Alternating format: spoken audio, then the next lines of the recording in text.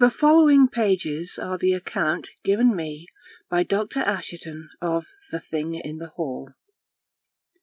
I took notes, as copious as my quickness of hand allowed me, from his dictation, and subsequently read to him this narrative in its transcribed and connected form.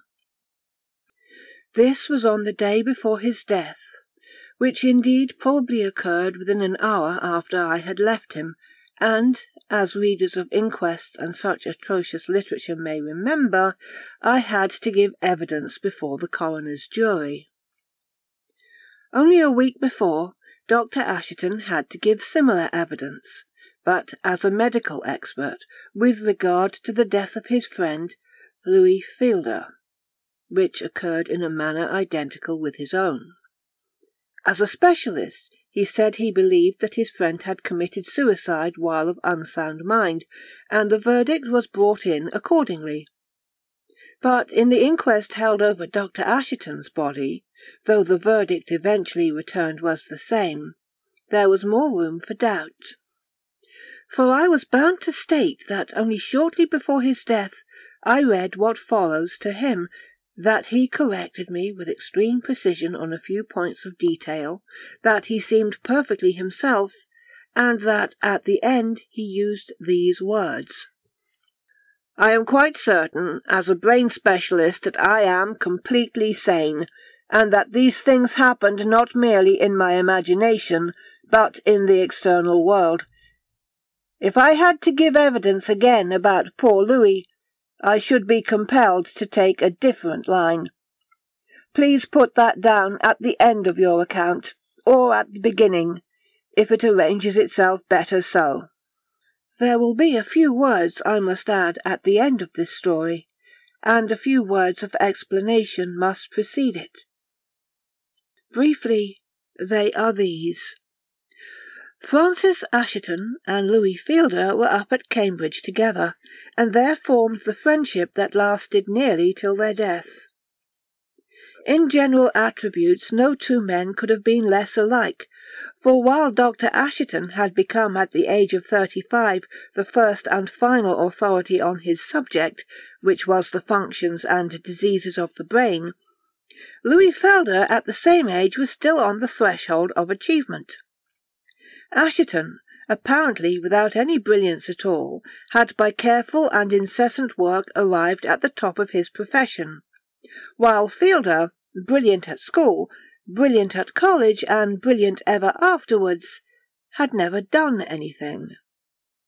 He was too eager, so it seemed to his friends, to set about the dreary work of patient investigation and logical deductions.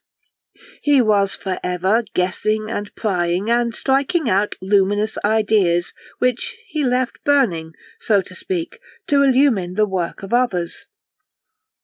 But at bottom, the two men had this compelling interest in common, namely an insatiable curiosity after the unknown, perhaps the most potent bond yet devised between the solitary units that make up the race of man.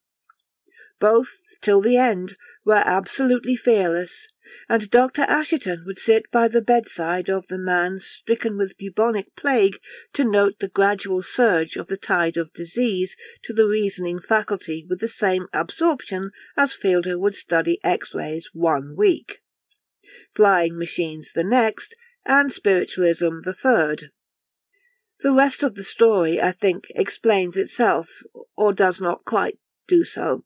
This, anyhow, is what I read to Dr. Asherton, being the corrected narrative of what he had himself told me. It is he, of course, who speaks. After I returned from Paris, where I had studied under Charcot, I set up practice at home. The general doctrine of hypnotism, suggestion, and cure by such means had been accepted even in London by this time, and owing to a few papers I had written on the subject, together with my foreign diplomas, I found that I was a busy man almost as soon as I had arrived in town. Louis Fielder had his ideas about how I should make my debut, for he had ideas on every subject, and all of them original, and entreated me to come and live, not in the stronghold of doctors, Chloroform Square, as he called it, but down in Chelsea, where there was a house vacant next his own. "Who cares where a doctor lives," he said, "so long as he cures people? Besides, you don't believe in old methods. Why believe in old localities? Oh, there is an atmosphere of painless death in Chloroform Square. Come and make people live instead. And on most evenings I shall have so much to tell you. I can't drop in across half London. Now, if you have been abroad for 5 years, it is a great deal to know that you have any intimate friend at all still left in the metropolis, and, as Louis said, to have that intimate friend next door is an excellent reason for going next door. Above all, I remembered from Cambridge days what Louis's dropping in meant. Toward bedtime, when work was over, there would come a rapid step on the landing, and for an hour or 2 hours he would gush with ideas. He simply diffused life, which is ideas, wherever he went. He fed one's brain, which is the one thing which matters. Most people who are ill because their brain is starving, and the body rebels and gets lumbago or cancer. That is the chief doctrine of my work, such as it had been. All bodily disease springs from the brain. It is merely the brain that has to be fed and rested and exercised properly to make the body absolutely healthy and immune from all disease. But when the brain is affected, it is as useful to pour medicines down the sink as make your patient swallow them, unless, and this is a paramount limitation, unless he believes in them. I said something of the kind to Louis one night when, at the end of a busy day, I had dined with him. We were sitting over coffee in the hall, or so it is called, where he takes his meals.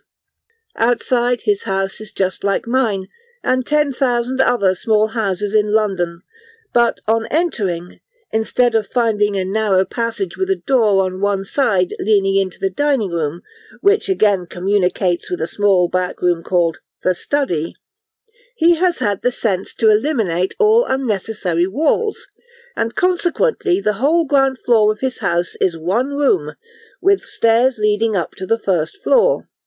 Study, dining-room and passage have been knocked into one. You enter a big room from the front door.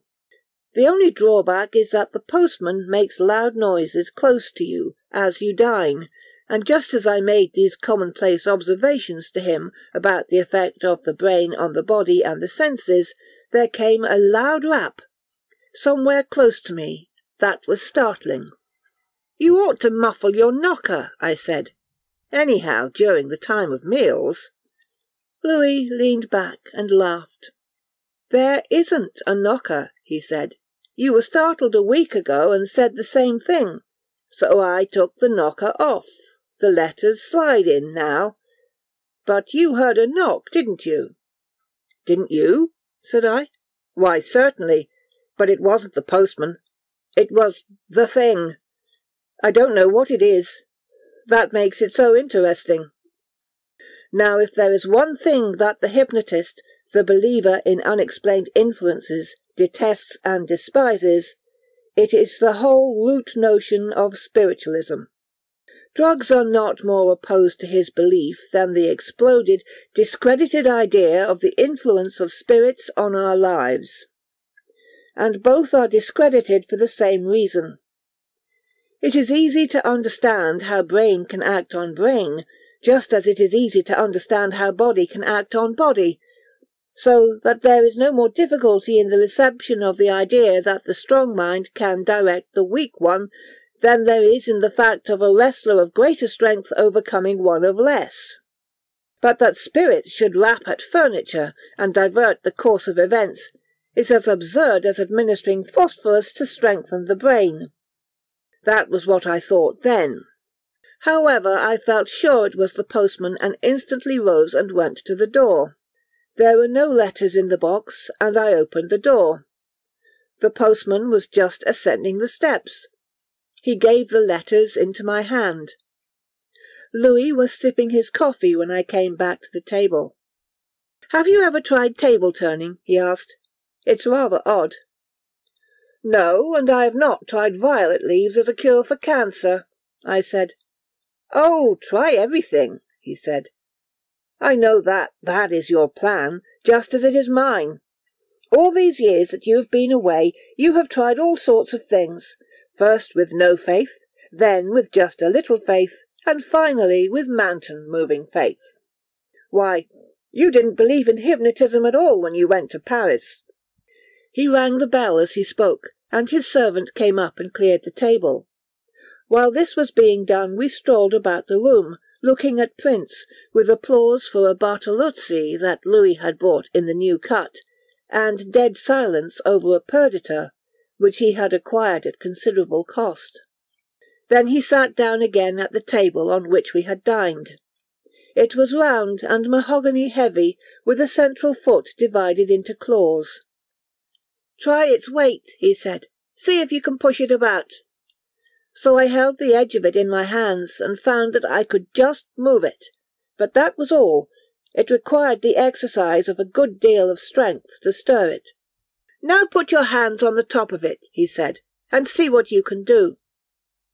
I could not do anything. My fingers merely slipped about on it, but I protested at the idea of spending the evening thus. "I would much sooner play chess, or noughts and crosses with you," I said, "or even talk about politics than turn tables. You won't mean to push, nor shall I, but we shall push without meaning to." Louis nodded. "Just a minute," he said. "Let us both put our fingers only on the top of the table and push for all we are worth, from right to left." We pushed, at least I pushed, and I observed his fingernails. From pink they grew to white because of the pressure he exercised. So I must assume that he pushed too. Once, as we tried this, the table creaked. But it did not move. Then there came a quick, peremptory rap, not, I thought, on the front door, but somewhere in the room. "It's the thing," said he. "Today, as I speak to you, I suppose it was, but on that evening it seemed only like a challenge. I wanted to demonstrate its absurdity. For 5 years, on and off, I've been studying rank spiritualism," he said. "I haven't told you before because I wanted to lay before you certain phenomena which I can't explain, but which now seem to me to be at my command. You shall see and hear, and then decide if you will help me." "And in order to let me see better, you are proposing to put out the lights," I said. "Yes, you'll see why." "I'm here as a skeptic," said I. "Skep away," said he.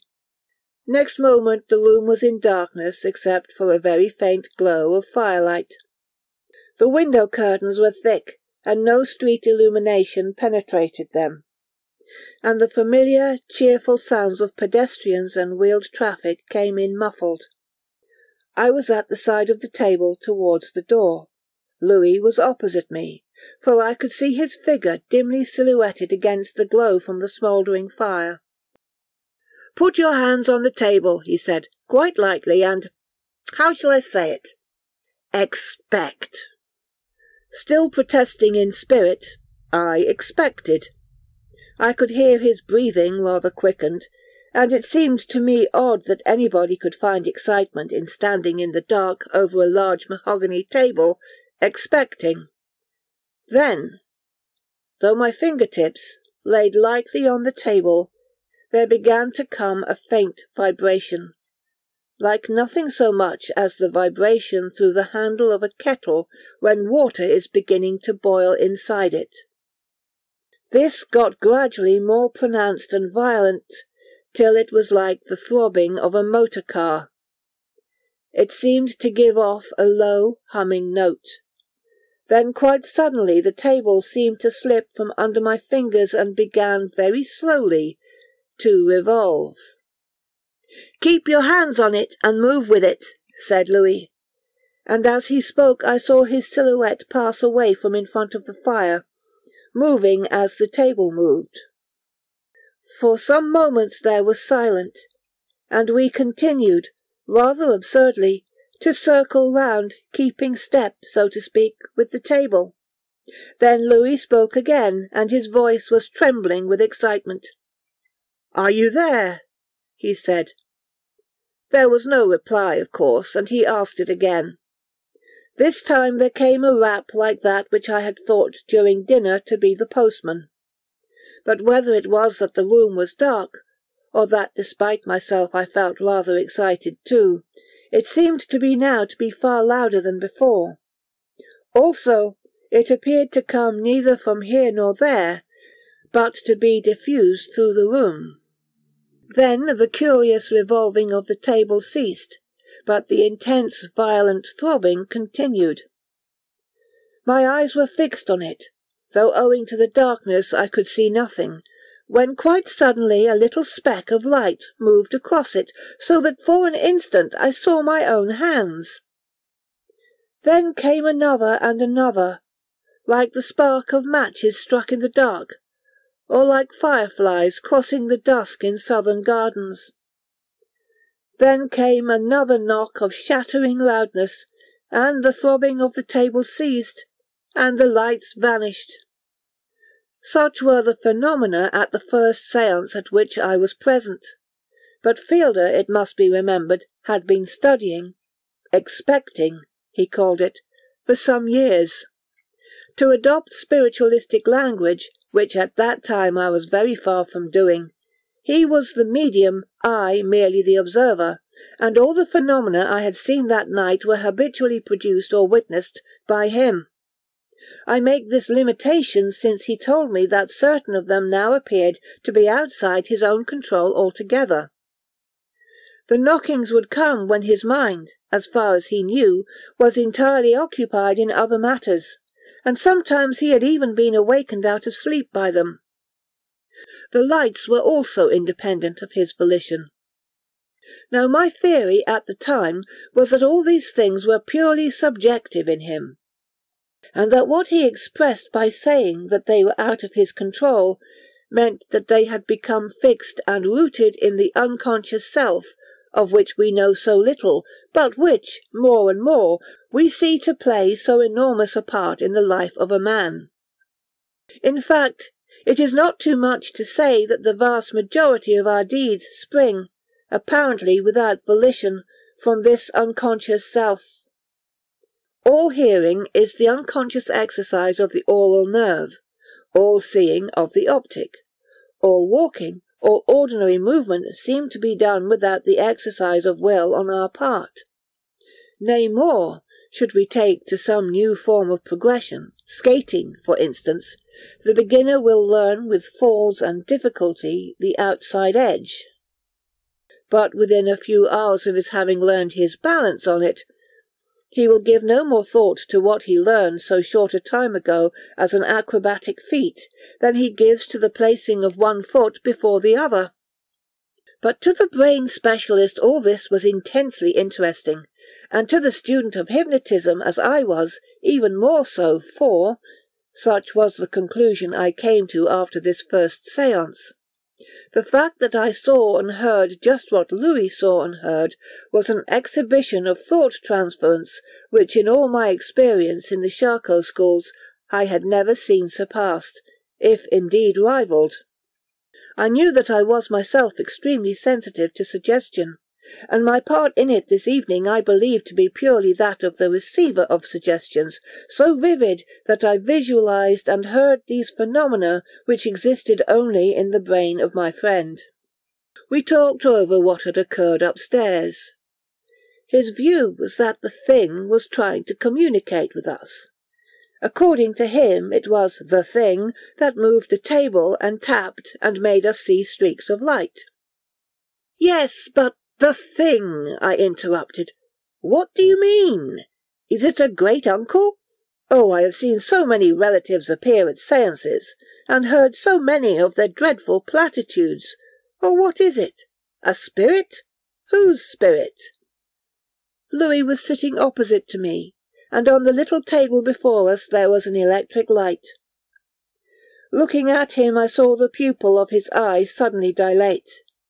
To the medical man, provided that some violent change in the light is not the cause of the dilation, that meant only one thing: terror. But it quickly resumed its normal proportion again. Then he got up and stood in front of the fire. "No, I don't think it is great-uncle anybody," he said. "I don't know, as I told you, what the thing is, but if you ask me what my conjecture is, it is that the thing is an elemental." "And pray explain further. What is an elemental?" Once again his eye dilated. "It will take 2 minutes," he said. "But listen. There are good things in this world, are there not? And bad things? Cancer, I take it, is bad, and fresh air is good. Honesty is good, lying is bad. Impulses of some sort direct both sides, and some power suggests the impulses. Well, I went into this spiritualistic business impartially. I learnt to expect, to throw open the door into the soul, and I said, 'Anyone may come in.' And I think something has applied for admission. The thing that tapped and turned the table and struck matches, as you saw, across it. Now the control of the evil principle in the world is in the hands of a power which entrusts its errands to the things which I call elementals.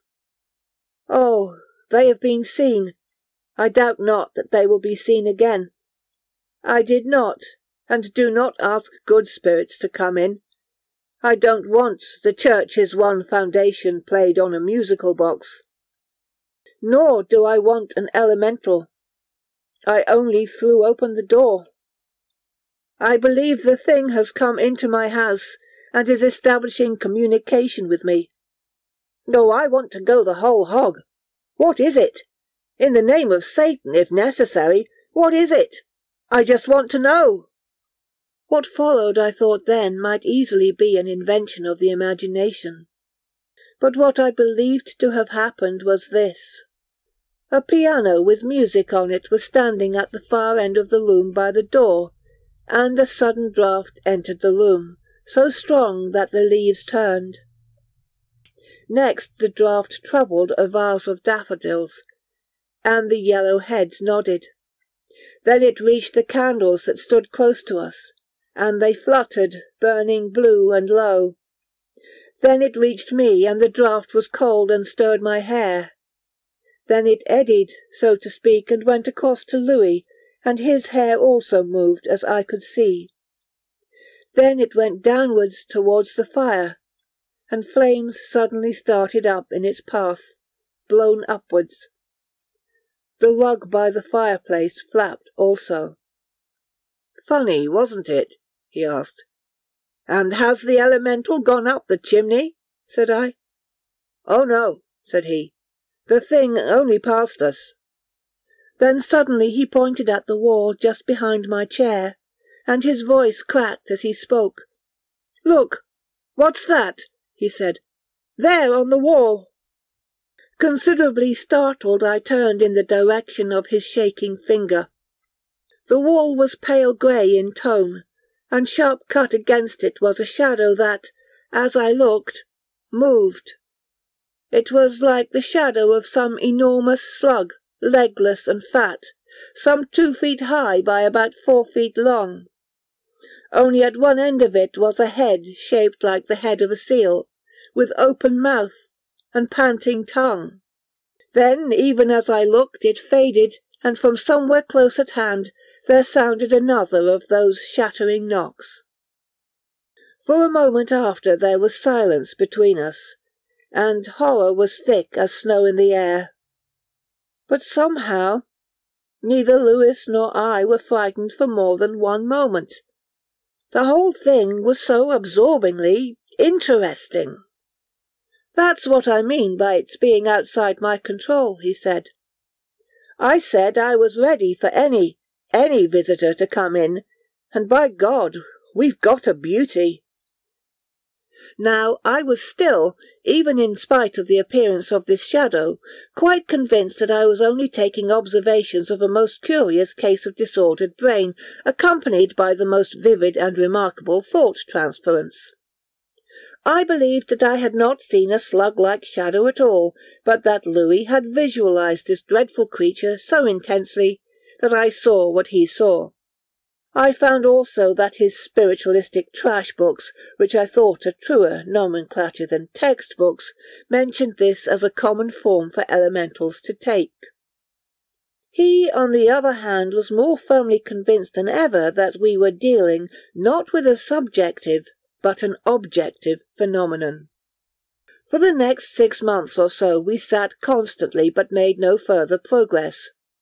Nor did the thing or its shadow appear again, and I began to feel that we were really wasting time. Then it occurred to me to get in a so-called medium, induce hypnotic sleep, and see if we could learn anything further. This we did, sitting as before round the dining-room table. The room was not quite dark, and I could see sufficiently clearly what happened. The medium, a young man, sat between Louis and myself, and without the slightest difficulty I put him into a light hypnotic sleep. Instantly there came a series of the most terrific raps, and across the table there slid something more palpable than a shadow, with a faint luminance about it, as if the surface of it was smouldering. At the moment the medium's face became contorted to a mask of hellish terror. Mouth and eyes were both open, and the eyes were focused on something close to him. The thing, waving its head, came closer and closer to him, and reached out towards his throat. Then, with a yell of panic, and warding off this horror with his hands, the medium sprang up. But it had already caught hold, and for the moment he could not get free. Then simultaneously Louis and I went to his aid, and my hands touched something cold and slimy, but pull as we could not get it away. There was no firm handhold to be taken. It was as if one tried to grasp slimy fur, and the touch of it was horrible, unclean, like a leper. Then, in a sort of despair, though I could still not believe that the horror was real, for it must be a vision of diseased imagination, I remembered that the switch of the 4 electric lights was close to my hand. I turned them all on. There on the floor lay the medium. Louis was kneeling by him with a face of wet paper, but there was nothing else there. Only the collar of the medium was crumpled and torn, and on his throat were 2 scratches that bled. The medium was still in hypnotic sleep, and I woke him. He felt at his collar, put his hand to his throat and found it bleeding, but, as I expected, knew nothing whatever of what had passed. We told him that there had been an unusual manifestation, and he had, while in sleep, wrestled with something. We had got the result we wished for, and were much obliged to him. I never saw him again. A week after that, he died of blood poisoning. From that evening dates the second stage of this adventure. The thing had materialized. I used again spiritualistic language which I still did not use at the time. The huge slug, the elemental, manifested itself no longer by knocks and waltzing tables, nor yet by shadows. It was there in a form that could be seen and felt. But it still, this was my strong point, was only a thing of twilight. The sudden kindling of the electric light had shown us that there was nothing there. In this struggle perhaps the medium had clutched his own throat. Perhaps I had grasped Louis's sleeve, he mine. But though I said these things to myself, I am not sure that I believed them in the same way that I believe the sun will rise tomorrow. Now, as a student of brain functions and a student in hypnotic affairs, I ought perhaps to have steadily and unremittingly pursued this extraordinary series of phenomena. But I had my practice to attend to, and I found that with the best will in the world I could think of nothing else except the occurrence in the hall next door. So I refused to take part in any further séance with Louis. I had another reason also. For the last 4 or 5 months he was becoming depraved. I have been no prude or Puritan in my own life, and I hope I have not turned a pharisaical shoulder on sinners. But in all branches of life and morals, Louis had become infamous. He was turned out of a club for cheating at cards, and narrated the event to me with gusto. He had become cruel. He tortured his cat to death. He had become bestial. I used to shudder as I passed his house, expecting I knew not what fiendish thing to be looking at me from the window. Then came a night only a week ago, when I was awakened by an awful cry, swelling and falling and rising again. It came from next door. I ran downstairs in my pyjamas and out into the street. The policeman on the beat had heard it too, and it came from the hall of Louis's house, the window of which was open. Together we burst the door in. You know what we found. The screaming had ceased but a moment before, but he was dead already. Both jugulars were severed, torn open. It was dawn, early and dusky, when I got back to my house next door. Even as I went in, something seemed to push by me, something soft and slimy. It could not be Louis's imagination this time. Since then I have seen glimpses of it every evening. I am awakened at night by tappings, and in the shadow in the corner of my room there sits something more substantial than a shadow. Within an hour of my leaving Dr. Asherton, the quiet street was once more aroused by cries of terror and agony. He was already dead, and in no other manner than his friend, when they got into the house.